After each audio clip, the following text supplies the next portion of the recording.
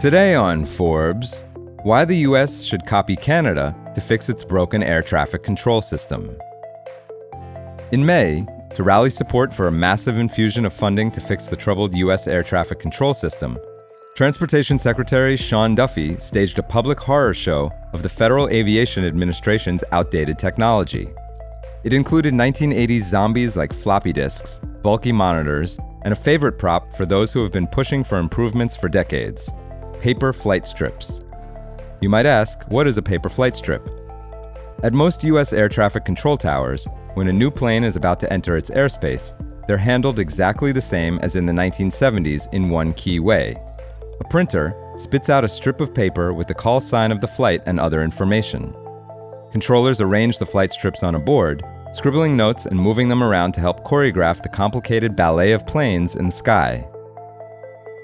Canada switched over completely to a computerized system 16 years ago, with great success. Some say our neighbor to the north is a model for how the US could better go about modernizing its hopelessly outdated air traffic control systems. The Trump administration's fix is more money. Duffy has called for Congress to give the FAA tens of billions more to accelerate its modernization programs, claiming upgrades can be accomplished in 3 years that had previously been budgeted to take as long as 15 years. Bob Poole, a transportation policy graybeard at the Reason Foundation, argued that more money is not the solution to the unremitting decay of the US air traffic control system. The FAA's troubled procurement staff struggles to define how upgrade programs should be carried out and how the technology should be configured within 3 years, and amid the chaos in Washington, it's not clear if Congress will come up with the money. Poole told Forbes, quote, "This is just a pipe dream. It could not possibly happen." A better way, he said, would be to follow Canada's lead and privatize air traffic control. In 1996, the Canadian government spun out its air traffic control department into an independent corporation, NAV Canada. That gave it the ability to raise its own funds and freedom from the narrow interests of lawmakers, who would bridle at any attempts to move jobs out of their districts. Over the next 20 years, NAV Canada carried out a sweeping makeover of air traffic control, upgrading technology and improving safety and efficiency.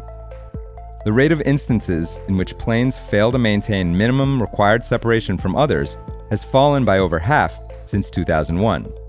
Forbes estimates by using federal data that they are now at a level that appears to be 6 times lower than in the US, with costs roughly a third lower than those of the FAA.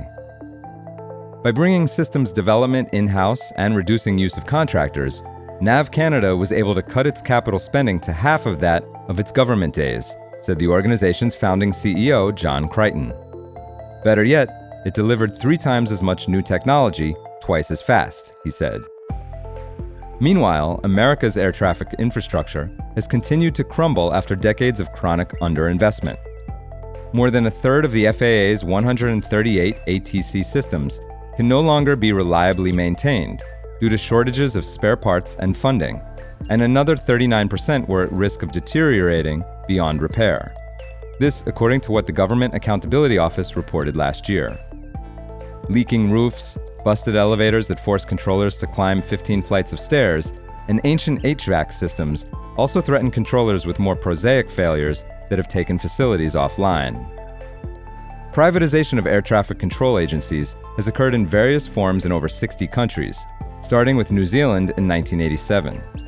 In the US, it's an idea that's been explored periodically since the 1970s.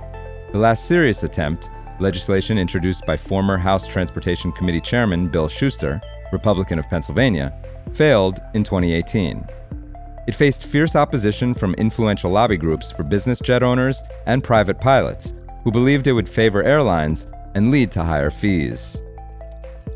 For full coverage, check out Jeremy Bogaski's piece on Forbes.com. This is Kieran Meadows from Forbes. Thanks for tuning in.